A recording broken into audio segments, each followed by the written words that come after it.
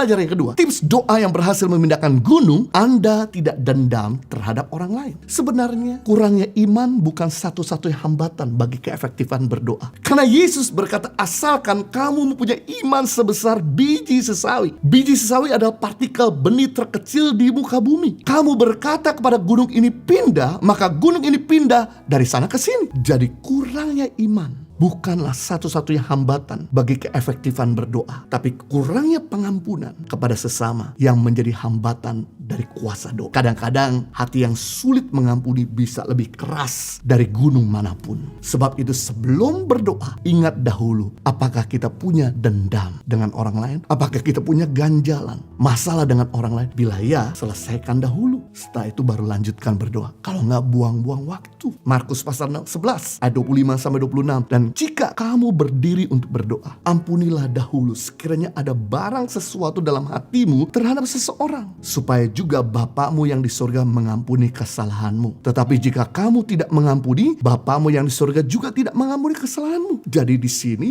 Yesus sedang memberitahu, sebelum kita berdoa, sebelum kita meminta, sebelum kita melakukan permohonan, mari cek di hati kita, apakah ada ganjalan, apakah hati kita ada rasa tidak senang sama seseorang. Kalau memang ada ganjalan, ada kebencian dan kekecewaan, bereskan terlebih dahulu, selesaikan terlebih dahulu, dan kemudian kita berdoa. Karena doa adalah sarana komunikasi untuk menerima anugerah Tuhan. Kita gak mau sampai apa yang kita doakan akhirnya kita gak dapatkan. Bagaimana Tuhan mau berkati kalau dia sendiri tidak berkenan sama kita? Bagaimana Tuhan mau tolong kalau dia sendiri tidak suka sama kita? Bagaimana Tuhan mau jawab kalau dia sendiri ternyata tidak sependapat dengan Anda? Kenapa doa kita mampet? Kenapa doa kita tersumbat? Kenapa langit berubah jadi tembaga? Tanah berubah jadi besi? Karena kita gak melepaskan pengampunan. Kata mengampuni dalam bahasa aslinya artinya to release, melepas. Kata tidak mengampuni dalam bahasa aslinya to hold, menahan. Jadi ketika kita melepaskan pengampunan, surga melepaskan anugerah. Tapi ketika kita menahan pengampunan, surga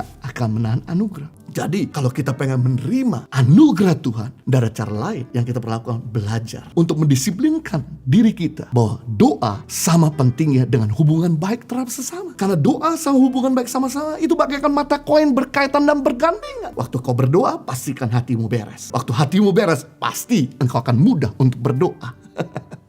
Karena karisma tanpa karakter bisa jadi bencana. Karisma tanpa karakter bisa memunculkan generasi monster. Kalau Anda tidak mengampuni, lalu doa Anda dijawab semua, Anda bisa jadi Hitler. Dengan kekuasaan Anda bisa bantai semua orang-orang yang Anda gak suka. Itu sebabnya sebelum Tuhan mengangkat Yusuf jadi Perdana Menteri, Yusuf harus bisa berhasil terlebih dahulu mengampuni saudara-saudaranya, mengampuni keluarga Potifar. Sebab jika Tuhan mengangkat Yusuf jadi Perdana Menteri, sebelum Yusuf berhasil mengampuni dengan kekuasaan Yusuf, maka dia akan membantai kakak-kakaknya dan keluarga Potifar. Hal yang sama, sebelum Tuhan mengangkat Daud jadi raja, Daud harus berhasil mengampuni keluarganya yang mengabaikan, dan Raja Saul yang berusaha untuk membunuh. Sebab jika Daud diangkat lebih dulu sebelum dia berhasil mengampuni saudaranya dan Saul, maka ketika Tuhan mempercayakan dia posisi, dia akan pakai otoritasnya untuk membantai keluarganya dan membantai Raja Saul serta keluarga Raja Saul. Sama dengan Yesus, ketika dia dianiaya 24 jam tanpa dikasih makan, disiksa, dipecut, dimahkotai duri, dipaku, disalibkan, ditombak. Dan kemudian yang menarik, tidak ada perkataan yang sia-sia, melainkan perkataan agung dan mulia, Bapa, ampuni mereka karena mereka nggak tahu apa yang mereka perbuat. Ketika Yesus mengampuni, disitulah Bapa memberikan kehormatan. Nama dia segala nama, Tuhan di atas segala Tuhan. Nama segala nama, Tuhan segala Tuhan belum pernah diberikan pada Yesus sampai dia menyelesaikan tugasnya di atas kayu salib. Seandainya waktu itu Yesus terpancing emosinya, waktu di atas salib, tentara Romawi berkata, hei, kalau memang kau raja orang yang diturun, kalau memang kau anak panggil malaikat. Dan kemudian Yesus pancing emosinya, dia memakai kekuasaannya dan dia turun. Maka emosi yang terpendam semalam-malaman, dianiaya, gak dikasih makan, disiksa, dilepaskan dalam satu kata, mampus. Dan semua orang di depan dia berubah jadi barbecue manusia. Jadi kita bisa melihat ternyata yang menarik adalah ketika kita berhasil mengampuni, maka kita berhasil menggenapi rencana Allah. Namun ketika kita gagal mengampuni, kita akan gagal menggenapi rencana Allah. Sebelum kita berdoa, pastikan bahwa kita berhasil membereskan hati kita sama orang lain. Maka pengurapan Tuhan dan kuasa doa akan terjadi. Dan yang menarik, pada waktu Anda mengampuni orang, maka Anda bukan sekedar menyembuhkan orang itu, tapi Anda menyembuhkan hati saudara sendiri. Itu sebabnya biasanya orang mengampuni selalu terjadi open heaven, surga terbuka. Orang yang gak mengampuni selalu akan ada close heaven, surga tertutup.